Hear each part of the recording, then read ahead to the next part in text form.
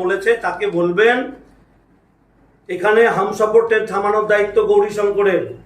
এখানকার 73% মুসলমানকে এই রাজ্যে কাজ দেওয়ার কথা আগে বলুন, যে রাজনৈতিক নেতৃত্ব বলেছে।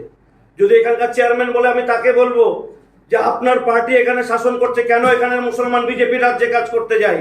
আগে এই রাজ্যে কাজ দেন, এই জেলায় কাজ দেন, হামসাফারকে আমি এখানে থামানোর দায়িত্ব আমার। আমি দায়িত্ব নিয়ে থামিয়ে দেবো।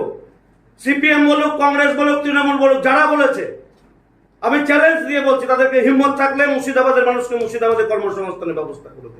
হামসাফার কেন? বন্দে ভারত দাঁড়াবে, আমি দায়িত্ব নিয়ে দাঁড় করাবো। পেটে ভাত দিতে পারে না যারা, মানুষকে খেতে দিতে পারে না, কর্মসংস্থানের অধিকার দিতে পারে না, তারা ট্রেন থামানোর জন্য লাফিয়ে উঠে পড়েছে। ট্রেন চালাবে তারা।